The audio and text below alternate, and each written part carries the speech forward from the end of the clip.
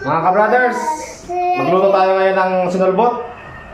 Ito, nagsipaghinugan na yung mga sinulbot, mga sinulbot.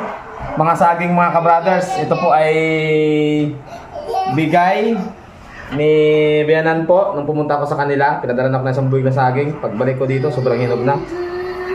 At may nilaga pa ito na tira si nanay, hindi na halos maubos. Ayan, kaya ang gagawin natin dito,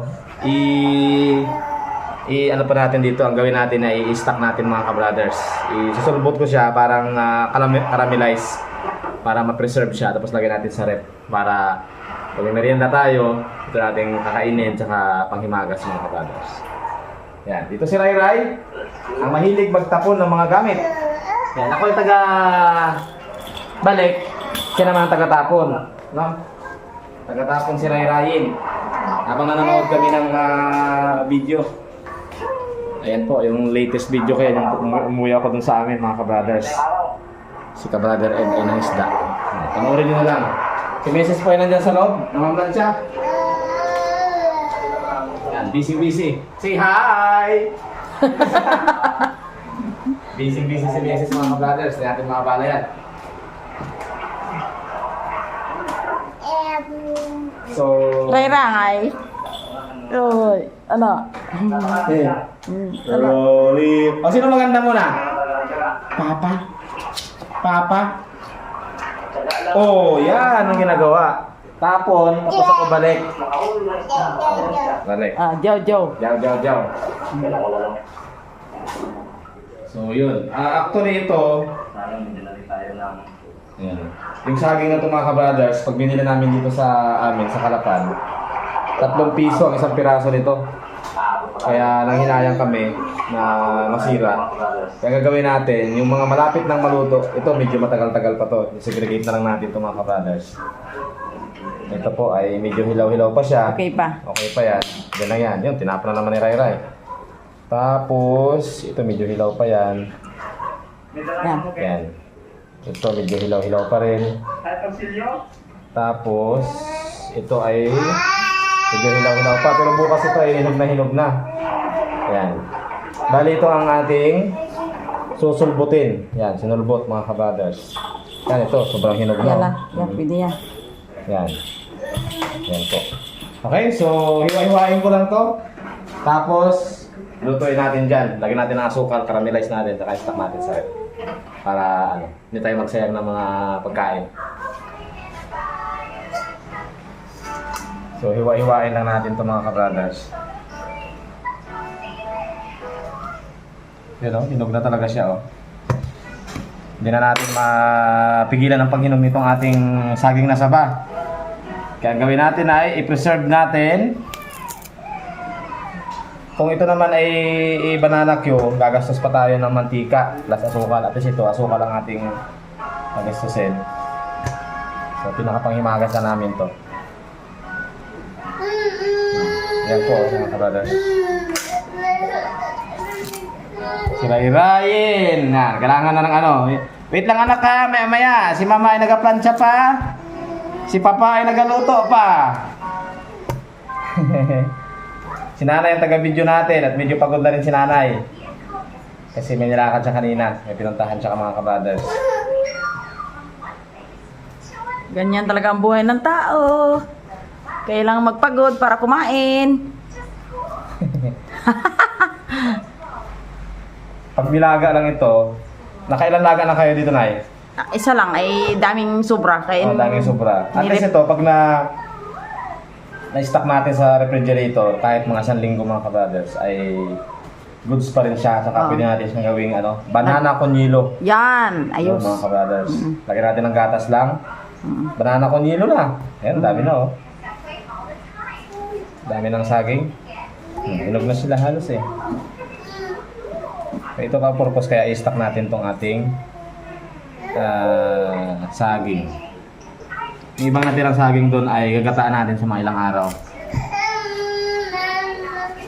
Ano? Mahal to mga ka-brothers dito sa amin. Pagod na si Ray. Ray, pagod ka na. Aro!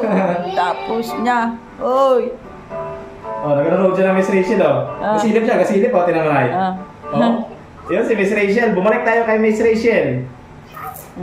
Yan ang po. paborito ni Rai Paborito ni Rai. Ryan. Yan. Si Miss Rachel.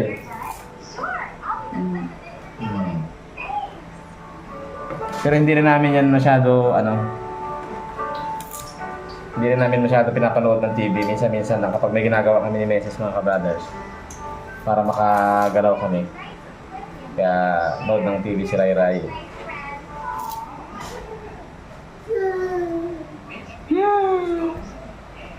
Lagay na natin dito ito yung mga recyclable na yung sa handaan ng ka-brothers na tinatago namin para pag meron kami yung ginagamit. Ito gagamitin namin yung aluminum plate, foil. So, dito natin nilagay may finished product. Ang ginagawin natin dito ay 3 hati. Yan. 3 hati lang po siya. Ating saba. Kasi bukas to malamang sigurado ito ay baka hindi na halos baka sobrang hinog na siya bukas. Overripe. Overripe na siya. Actually ngayon medyo na siya eh. Malapit na siya mag-overripe. Kaya kailangan nating gawa ng paraan para hindi maaksaya ang pagkain mga ka-brothers dahil talagang medyo may kamahalan na ito. So pag nagutom kami, ito pwede namin kainin. Basta yan po ay stock lang natin sa rep po yan. Si Rai Rai busy oh. Rai, ano yan? Rai, ano yan? Ako gisilip sa chemistry. Chemistry eh. Madidin yan. din. Missy.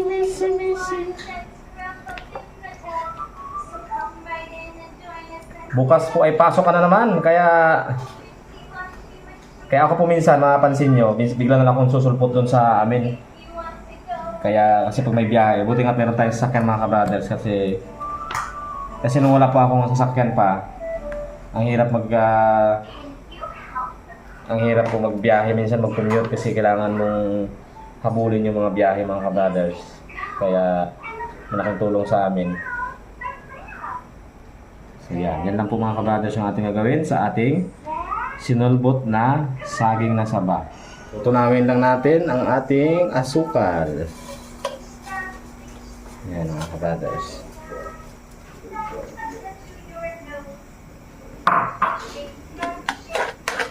So hindi tama na lagyan natin asukal. Kasi ito po ay first time na magluto ni ka-brother Ed ng sinulbot mga ka-brothers. Bali, nanood ako sa YouTube at pinagsama-sama ko yung mga tips doon. Sana maging okay. First time magluto ni ka-brother Ed ng sinulbot na saging. Yan po. Lagyan na natin mga ka-brothers yung ating hiniwang saging. So yan po yung ating asukal. Ang tawag nila dito ay arnibal, no? So, lagyan na natin itong ating saging. Tandaan lang baka bumuhos lahat. Yun. Saka mikos-mikosin. Ayan. So pinuntian ko lang yung asukal. Saka yung apoy ay medyo low heat lang siya. Para hindi siya masyadong masunog ang asukal mga ka-brothers. Saka para hindi masyado matamis. Kasi ito lalagay naman namin ito sa rep. Pero pag ito ay mga pang-stock, so dapat matamis na matamis siya para ma-preserve. So ito ay naman nakalagay sa refrigerator kaya hindi siya masyado problema tayo sa kanyang ma-preserve siya. Lagyan natin siya ng tubig.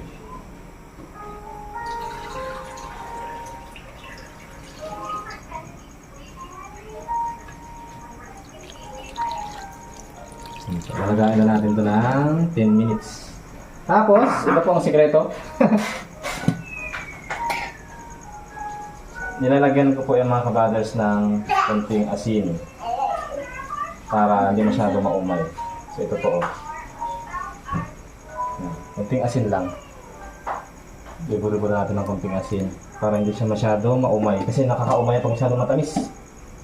Yan, konting asin lang. Yan po ang aming ginagawa para hindi siya masyado maumay. Yan. Konti lang ang sabaw niya. Tatakpan natin.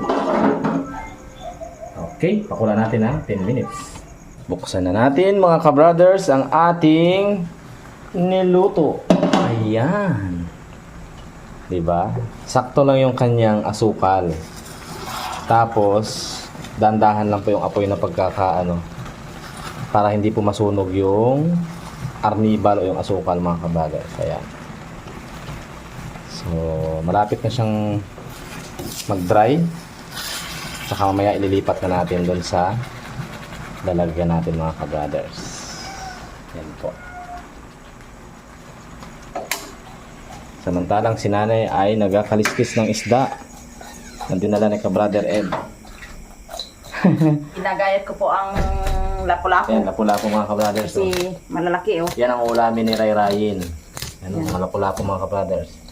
Lumahan, lapu-lapu, saka yun Bisugo. Bisugo. Si nanay, yan dati ang ginagawa ni nanay, nagbibenta kami ng isda mga kabrothers. Nay no? Oh. Ito Dahil- ang ina-deliver ko sa Maynila noong Dat- unang panahon. Dati si nanay po ay nung bata pa kami, yan ay ang negosyo namin ay buy and sell ng isda mga kabrothers. Ina-deliver sa Maynila. Deliver sa Cavite. Sa Rosario, Cavite, di ba? Oo, sorry. Sa Pandawan. Pandawan. Kaya si nanay ay veteran siya sa pag mga kaliskis at saka pag check ng isda kung sariwa o hindi. Tinukunan ko kaagad dito ng ng yung palikpik para maganda. Oo. Yan ang i-stock namin sa rep para sa aming 1 week budget. 1 week budget. Yan mga kabrothers, ilagay na natin doon sa ating lalagyan. Dito na yan. Para lumamig siya. Yan. Diba? Sakto lang. Sarap. Sarap yan. Ang bango na dito sa kusina. Yan, oh. Medyo ano siya, naglatik-latik siya ng konti. Pero pag muntik na masunog, pero yan po ay sakto lang yan. Yan. Diba? Yan. Yellow gatas yung katapat nito. Yung. O, yan po. Papalamigin lang namin yan. Tapos, lagyan namin sa rep. I-start namin. Ang 1 week na po yan, mga kabrothers. Okay. That's it. Luto na yung ating sinurbot ni kabrother Ed. Sakto lang ang tamis nito, mga kabrothers. That's for today's video.